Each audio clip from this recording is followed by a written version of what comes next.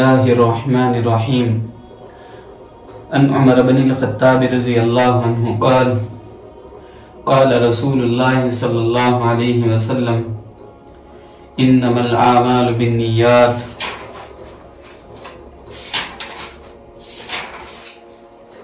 وإنما لامرئ ما نوى فمن كانت هجرته إلى الله وإلى رسوله فهجرته إلى الله وإلى رسوله ومن كانت هجرته إلى دنيا يصيبها أو إلى امرأة يتزوجها فهجرته إلى ما هاجر إليه متفق عليه۔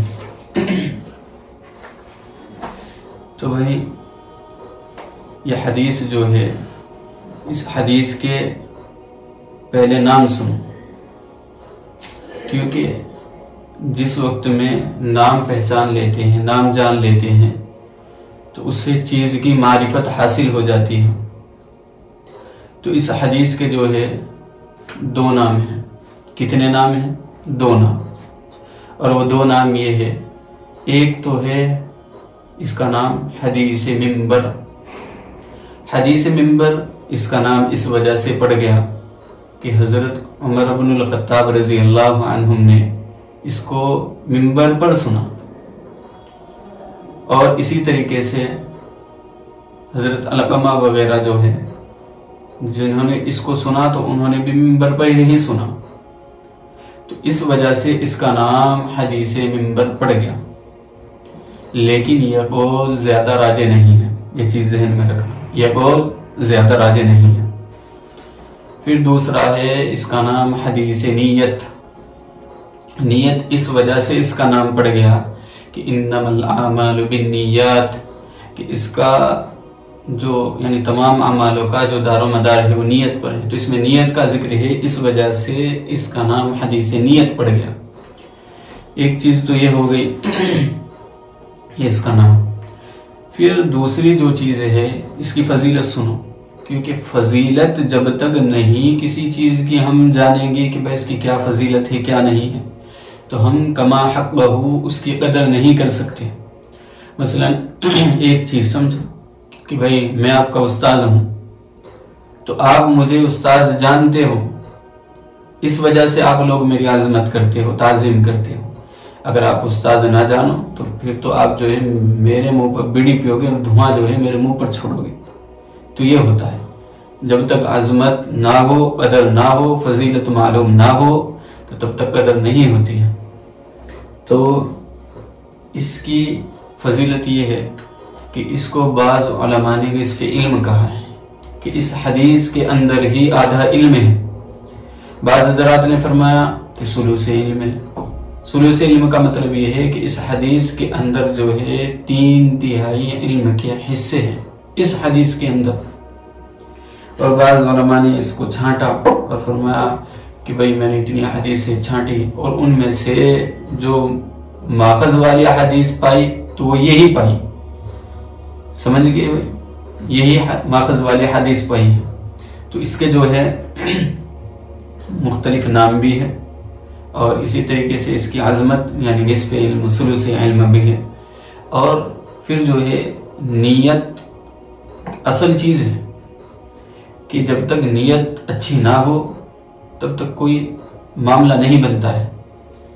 کہ نبی کریم صلی اللہ علیہ وسلم نے فرمایا من صلی یرائی فقد اشرکا ومن صام یرائی فقد اشرکا، کہ جس شخص نے نماز پڑھی دکھلاوے کے لیے اس نے شرک کیا، جس شخص نے روزہ رکھا دکھلاوے کے لیے اس نے شرک کیا۔ اور شرک جو ہے دو طرح کے ہوتے ہیں، شرک جلی، شرک خفی۔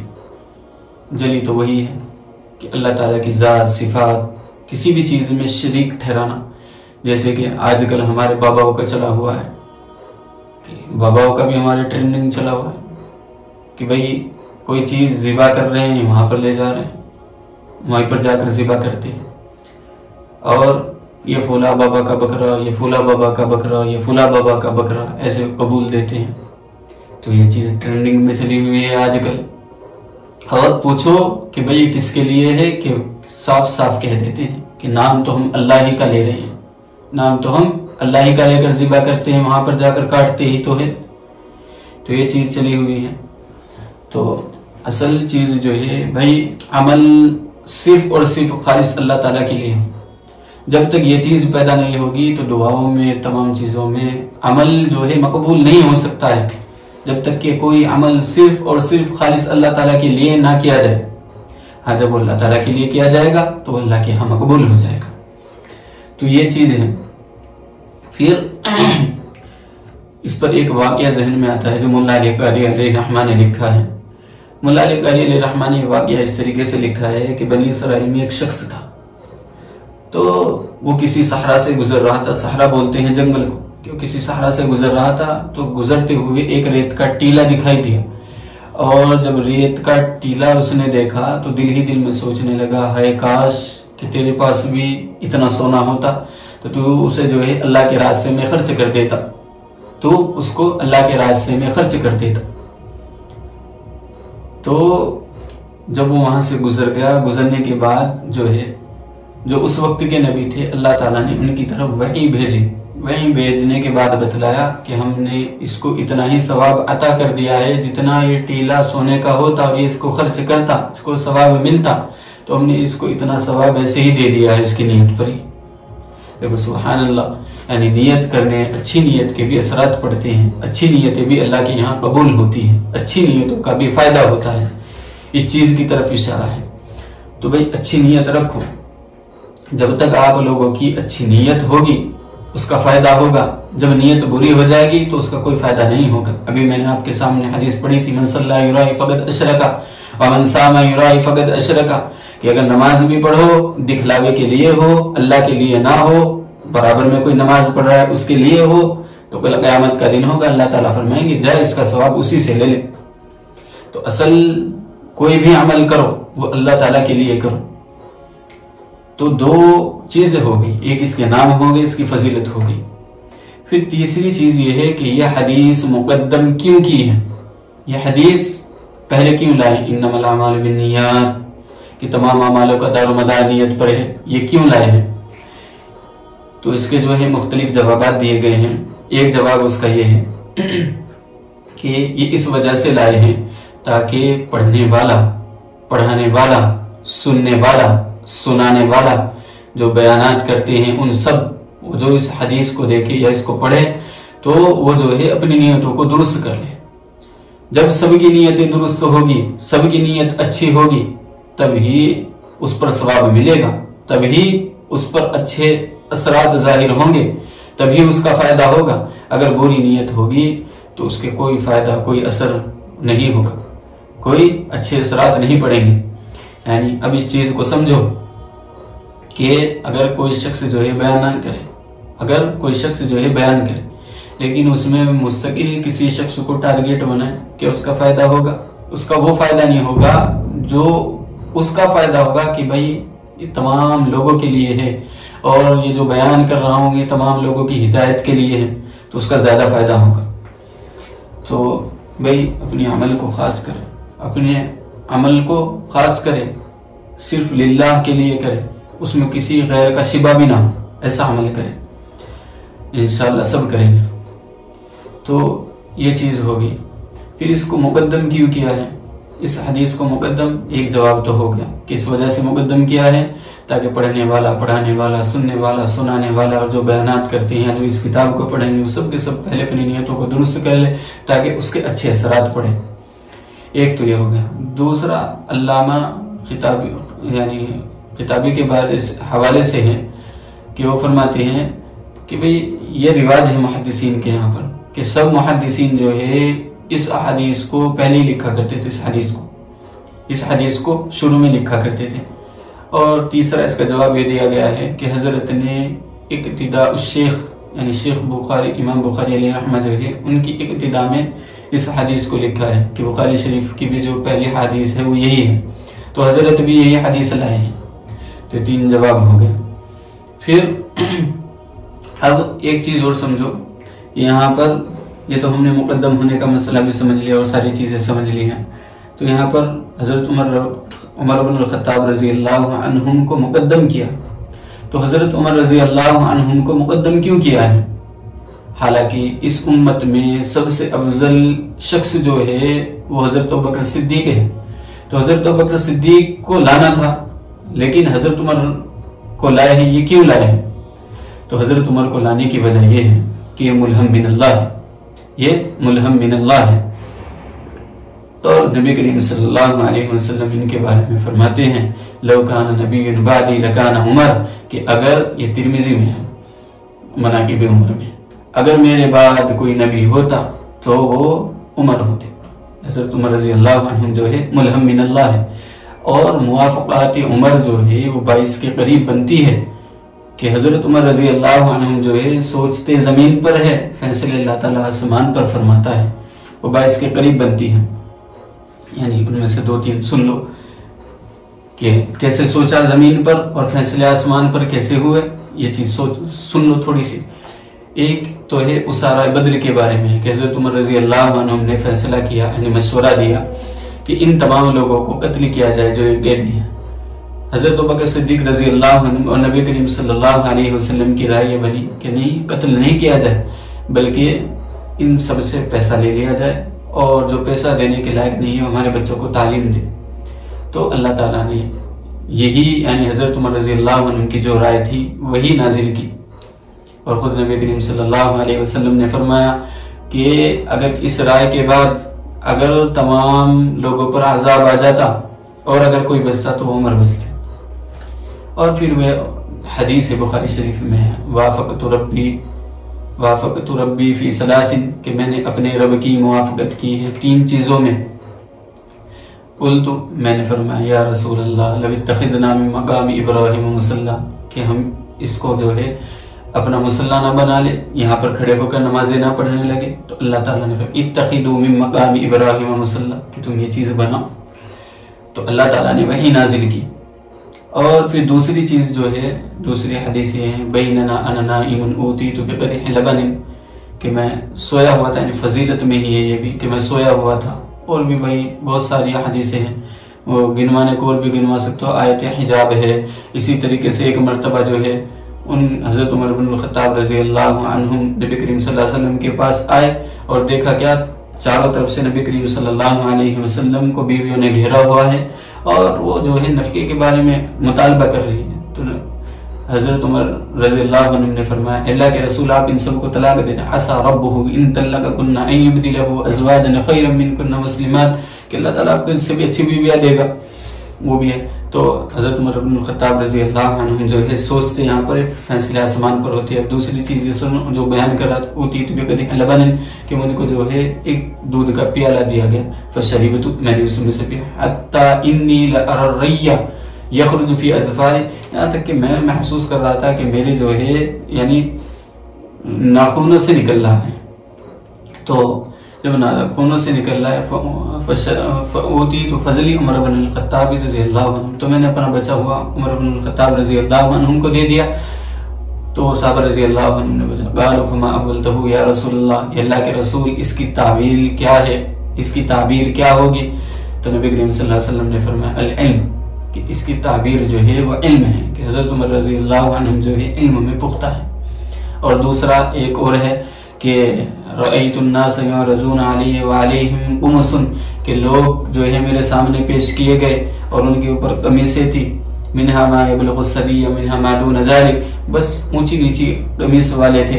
फिर जो है और अलैहि उमर बिन ख़त्ताब, हज़रत उमर बिन ख़त्ताब रज़ी अल्लाह अन्हु मेरे सामने पेश किए गए, अलैहि कमीसून यजरुहु, और उनके ऊपर जो कमीज थी वो लंबी कुशादा कमीज थी जो जमीन पर घिसती हुई चल रही थी। तो साहबा ने पूछा इसकी ताबीर क्या है अल्लाह के रसूल? तो नबी करीम सल्लल्लाहु अलैहि वसल्लम ने फरमाया अद्दीन, के दीन में हज़रत उमर रज़ी अल्लाह अन्हु जो है पुख्ता है। तो ये चीज़ समझ गए कि हज़रत उमर बिन ख़त्ताब रज़ी अल्लाह अन्हु की बेशुमार फ़ज़ाइल हैं। और फिर खलीफा सानी भी है, फिर खलीफा सानी भी है। और फिर एक और चीज़ समझो कि तमाम सहाबा जो है वो मुरीद है, तमाम सहाबा जो है वो मुरीद है। हज़रत उमर जो है मुरीद भी है और मुराद भी है, मुरीद भी है और मुराद भी है, ये दोनों हैं। और खुद एजाज के लिए और फजीलत के लिए तो बस इतना ही काफ़ी है। ये समझ लो कि जिसको नबी करीम सल्लल्लाहु अलैहि वसल्लम दुआ में मांगे कि ए अल्लाह मुझे ये दे दे उमर बिन ख़त्ताब, یا یہ ہشام دے دیں، یعنی ابو جہل کو ماں کو بھی مانگا، نبی کریم صلی اللہ علیہ وسلم کو بھی مانگا، تو بس فضیلت کے لیے تو اتنا ہی کافی ہے کہ اللہ تعالیٰ نے پسند کیا ہے عمر بن الخطاب کو، نبی کریم صلی اللہ علیہ وسلم نے دعا میں مانگا ہے 2 کو، لیکن اللہ نے پسند کیا ہے عمر بن الخطاب کو، تو حضرت عمر جو ہے مرید بھی ہے اور مراد بھی ہے، یہ چیز ہو گئی۔ پھر خلیفہ ثانی ہے، 39ویں 40ویں نمبر پر جو ہے اسلام لانے والے ہیں، یہ 2 چیز ہو گئی۔ اور ابو اللولو جو ہے ایک یہودی، ابو اللولو جو ہے یہودی ہے، تو مدینے میں کچھ لوہار کا کام کیا کرتا تھا۔ ایک مرتبہ حضرت عمر بن الخطاب رضی اللہ عنہ کے پاس آیا، جس وقت میں نیا آیا، تو حضرت عمر نے اسے بولا کہ آپ مجھے کوئی خنجر بنا کر دیں، کوئی چاقو تلوار بنا کر دیں۔ تو اس نے کہا کہ ایسا خنجر دوں گا آپ زندگی بھر یاد رکھیں گے۔ تو حضرت عمر نے فرمایا کہ مجھے دھمکی دے کر گیا ہے، کہ یہ آپ کو دھمکی دے کر گیا ہے کہ ہاں کہ آپ چاہے تم اسے قتل کر دے، تو فرمایا ابھی تو اس نے کچھ کیا ہی نہیں، قتل کیسے کرو گی؟ تو منع کر دی قتل کرنے سے۔ تو بھائی حضرت عمر رضی اللہ عنہ جو ہے بڑے ہوشیار تھے، عقل مند تھے، اشراف لوگوں میں سے تھے، اور حضرت عمر رضی اللہ عنہ وہ ہے کہ جس کی حکومت ہواؤں پر بھی چلی ہے، ہواؤں پر چلنے کی مثال جو ہے یا ساری الجبل ہے، کہ اے ساریہ پہاڑ کے پیچھے دشمن ہے، اور جو ہے زمین پر بھی چلی ہے، زمین پر چلنے کی مثال یہ ہے کہ مدینہ میں زلزلہ آتا ہے، حضرت عمر رضی اللہ عنہ زمین پر پاؤں مار کر کہتے ہیں کہ اے زمین یہ تو بدلا، عمر تجھ پر کون سی نا انصافی کرتا ہے؟ کیا عمر تجھ پر عدل نہیں کرتا ہے؟ کیا عمر تیرے اوپر انصاف نہیں کر رہا ہے؟ یہ تھے حضرت عمر رضی اللہ عنہ۔ آگ پر بھی حکومت چلی ہے، پانی پر بھی چلی ہے۔ آگ پر حکومت کوڑے سے بھگایا ایک صحابی نے، چادر سے یا کوڑے سے، اور پانی پر بھی یہ مشہور واقعہ ہے کہ جو لڑکی کو سمندر میں ڈال دیا کرتے تھے، تو ایسا عظیم بادشاہ، ایسا عظیم خلیفہ اللہ نے ہمیں دیا ہے۔ اور میرے بھائیوں، بعض لوگ جو ہے بدبخت ہیں، یہودیوں نسل ہے، کمینے ہوتے ہیں، وہ حضرت عمر بن الخطاب رضی اللہ عنہ پر زبان درازی کرتے ہیں۔ سنو، حضرت عمر رضی اللہ عنہ جو ہے ابو اللولو نے خنجر مارا، اور حضرت صاحب نے جو ہے جنازے کی نماز پڑھائی ہے، حضرت نے جو ہے جنازے کی نماز پڑھائی ہے۔ اب چند اعتراضات سن لو بھئی، یہ زبان سے بھی نہیں بولنے چاہیے، لیکن آپ جو ہے جس وقت کہیں پر جاؤ گے، کوئی شخص جو ہے زبان دراز کرتا ہے تو فوراً اس کے اس میں پھنس جاتے، اس وجہ سے بیان کرنے پڑتے، ورنہ یہ چیزیں تو جو ہے زبان پر لانے کی بھی نہیں۔ ہماری غیرت، ہمارا ایمان اس چیز کو گوارا نہیں کرتا ہے کہ ہم یہ چیز، یہ بدبودار چیزیں اپنی زبان سے بولے، لیکن دشمنوں کی وجہ سے بولنی پڑتی ہے تاکہ آپ پختہ ہو جائے۔ میں لکھتے رہنا ان تمام چیزوں کو، جو اشکالات اور جوابات ہو، ان تمام چیزوں کو جو ہے لکھتے رہنا، کیونکہ آپ لکھو گے فائدہ آپ کا ہوگا۔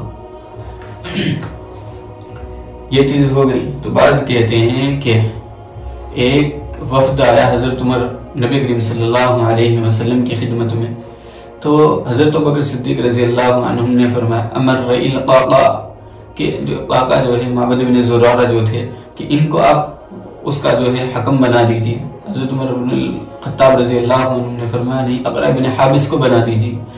تو دونوں میں جو ہے لڑائی بچ گئی وہاں پر، فتماریا فارتفعت اصواتہما، تو آوازیں بلند ہو گئی۔ جب آوازیں بلند ہو گئی تو آیت نازل ہوئی، یا ایھا الذین آمنوا لا تقدموا بین یدی اللہ ورسولہ، کہ اللہ کے رسول کے سامنے آوازیں بلند مت کرنا، اور جو آوازیں بلند کرے گا، یا ایھا الذین آمنوا لا ترفعوا اصواتکم فوق صوت النبی ولا تجہروا له بالقول کجہر بعضکم لبعض ان تحبط اعمالکم وانتم لا تشعرون، کہ آپ کے اعمال ختم ہو جائیں گے، آپ کو پتہ بھی نہیں چلے گا۔ کہ اچھا، تو جو شیعہ وغیرہ ہیں تو وہ کہتے ہیں کہ حضرت عمر بن الخطاب جو ہے، حضرت عمر جو ہے وہ دائرہ اسلام سے خارج ہے۔ استغفر، وہ کیا کہتے ہیں کہ دائرہ اسلام سے خارج ہے۔ تو بھئی یہ چیز سمجھو۔ تو یہاں پر فرمایا یا ایھا الذین آمنوا، علامہ ابن تیمیہ علیہ رحمہ فرماتے ہیں، شیخ الاسلام جو آج تو ہر جگہ جگہ پر شیخ الاسلام ہے، لیکن علامہ ابن تیمیہ علیہ رحمہ جو ہے وہ انسان نہیں، فرشتہ ہے۔ اور وہ لوگ ان پر اعتراض کرتے ہیں، یعنی جو علم تو دور کی بات ہے، علم تو دور کی بات ہے، جو علم کے عین سے بھی واقف نہ ہو وہ لوگ جو علامہ ابن تیمیہ پر اعتراض کرتے. شیخ الاسلام بڑی ہستی ہے.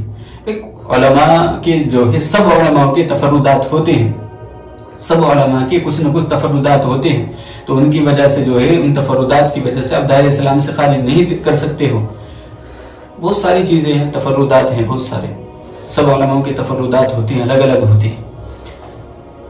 تو شیخ الاسلام فرماتے ہیں یا ایھا الذین آمنوا لا ترفعوا فرمایا، تو یہاں پر یا ایھا الذین آمنوا فرمایا ہے. جب یا ایھا الذین آمنوا فرمایا تو اس سے پتہ چلتا ہے کہ آواز بلند کرنے کے بعد بھی یہ مومن تھے. یہ آیت نازل ہوئی ہے، آواز پہلے آواز بلند ہوئی ہے، بعد میں آیت نازل ہوئی ہے. تو جب یہ بعد میں آیت نازل ہوئی ہے تو اس سے ہمیں یہ پتہ چلتا ہے کہ یہ دونوں مومن تھے، یہ دونوں مومن. یہ تو ہماری دلیل ہے، تمہاری دلیل کہاں سے؟ اور پھر دوسری چیز یہ سمجھو کہ مومن فرمایا ہے اس آیت میں، اور پھر کہ حضرت عمر بن الخطاب رضی اللہ عنہ نے حضرت ابو ہریرہ پر تہمت لگائی ہے چوری کی، اور معزول بھی کیا ہے، اور بعد میں پھر جو ہے گورنر بھی بنا دیا ہے. تو اسے اجتہادی غلطی تو کہہ سکتے ہیں، انسان ہے، غلطی سب سے ہوتی ہے. ہم صحابہ کو معصوم نہیں مانتے ہیں، ہم صحابہ کو معصوم نہیں مانتے ہیں، بلکہ ہم محفوظ مانتے ہیں. محفوظ کا مطلب یہ ہے کہ اگر کوئی غلطی ہو جائے تو اللہ تعالیٰ اس غلطی پر باقی نہیں رہنے دیتے، اللہ تعالیٰ اس غلطی پر باقی نہیں رہنے دیتے، اس غلطی کو دنیا ہی میں ختم فرما دیتے. اور پھر تیسری چیز یہ سمجھ لو، اگر آپ لوگوں کے سمجھ میں آ جائے کہ صحابہ رضی اللہ عنہ جتنے بھی ہیں سب کی عدالت تواتر کے ساتھ ثابت ہے، سب کی عدالت جو ہے تواتر کے ساتھ ثابت ہے. تواتر رضی اللہ عنہم ورضوا عنہ کہ اللہ ان سے راضی ہو، اللہ سے راضی. جب ان کی عدالت تواتر کے ساتھ ثابت ہے تو اب ہمیں کوئی اشکالات کرے تو ہمیں کوئی فرق نہیں پڑتا ہے. اور اگر خبر واحد بھی آ جائے، احادیث آ جائے، تو ہم جو ہے ان خبروں کو جو ہے درگزر کرتے ہیں، ہم انہیں مانتے ہی نہیں. ہم جو ہے ان حدیثوں کو پس پشت ڈالتے ہیں. اصل چیز یہ سمجھو کہ تواتر کے ساتھ ہے، اور خبر واحد جب تواتر کے مقابلے میں آتی ہے، قانون ہے کہ تواتر کے مقابلے میں خبر واحد قابل قبول نہیں ہے، تو ہم اسے مانتے ہی نہیں. اصل چیز یہ سمجھو. اور پھر اگر آپ کے ذہن میں آ جائے تو بھائی یہ چیز میں نے جو ہے پڑھی تھی ایک جگہ پر، یہ شاید غالباً جو ہے بخاری کی شرح تھی کسی کی، تو اس میں یہ چیز پڑھی تھی کہ جتنے بھی صحابہ رضی اللہ عنہم پر اعتراضات ہوئے ہیں ان میں امام زہری ہے، تو زہری کے تسامح ہیں سارے کے سارے. جس احادیث میں بھی صحابہ پر اعتراض بنتا ہے اس میں زہری ہو گئی. تو یہ چیز ہو گئی. تو حضرت عمر رضی اللہ عنہ کے بارے میں بھی ہو گیا. تو اب تھوڑا مختصر سا یہ چیز سمجھ لو، تھوڑی سی مختصر سی انما کے بارے میں تھوڑا پڑھ لیتے ہیں.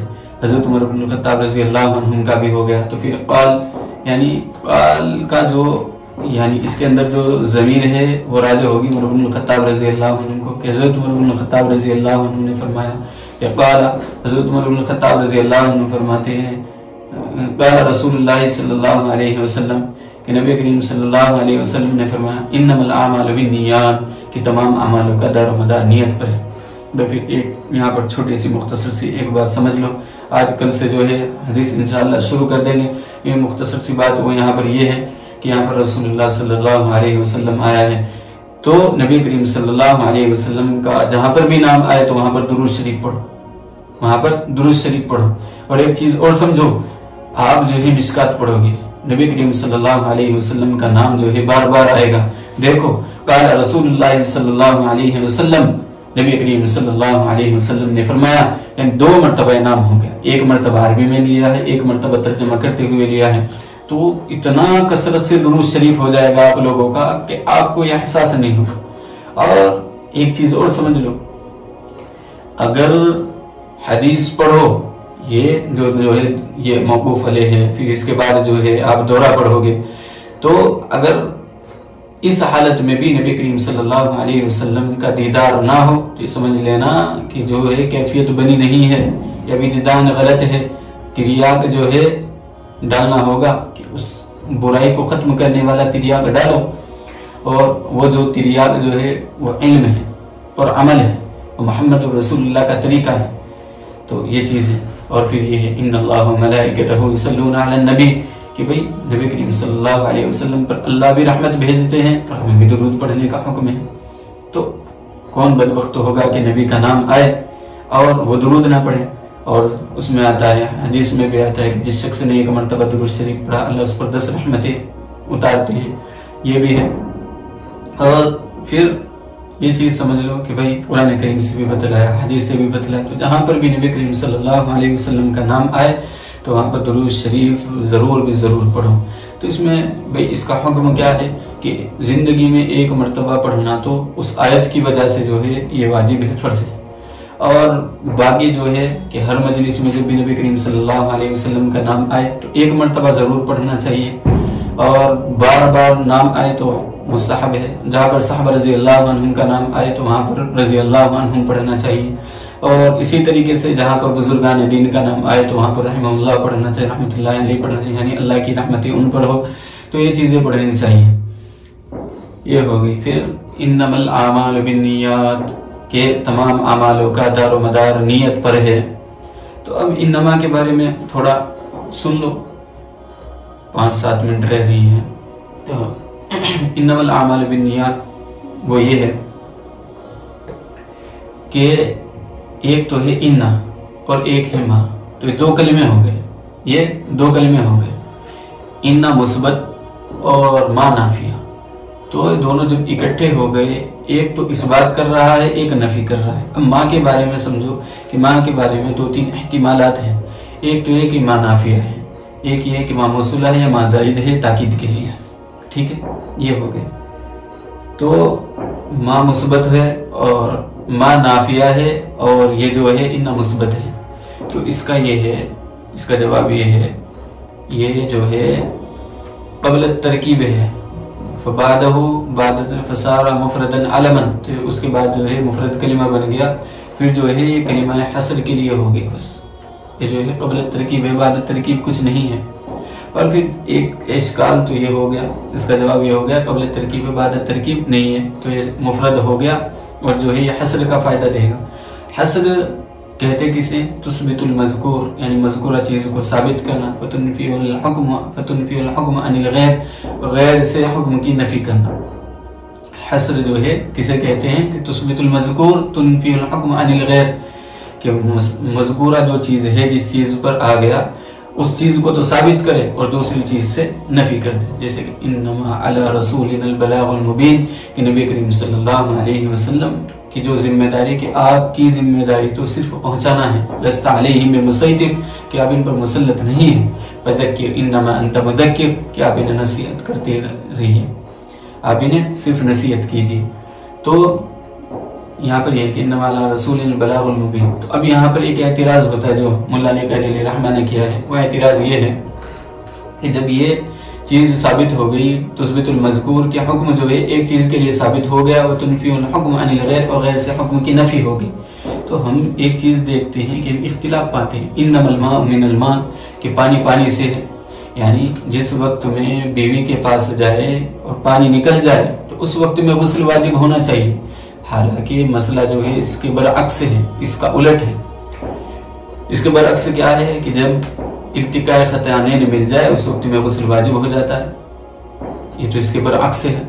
تو اس کے 2 جواب ہیں، ایک تو یہ ہے کہ اس کا اقرار کیا کرتے تھے حضرت ابن عباس، تو حضرت ابن عباس رضی اللہ عنہ جو بعد میں رجوع کر لیا تھا، ایک تو یہ، اور پھر دوسرا یہ ہے کہ حصر کے لیے ہم بھی مانتے ہیں کہ حصر کے لیے ہے، لیکن اس کے لیے جو ہے دوسرے دلائل بھی ہیں کہ جو حکم دوسرا ثابت ہو رہا ہے یہاں پر کہ پانی سے نہیں غسل واجب ہو رہا ہے بلکہ ملنے سے ہی غسل واجب ہو رہا ہے، تو اس کے لیے دوسرے دلائل بھی ہیں۔ ایک تو یہ دیا کہ حضرت ابن عباس نے رجوع کر لیا تھا، دوسرا یہ ہے کہ اذا التقى الخطيان فقد وجب الغسل، کہ جس وقت میں خطانین مل جائے، آپس میں دونوں شرمگاہیں مل جائے تو اس وقت میں غسل واجب ہو جاتا ہے۔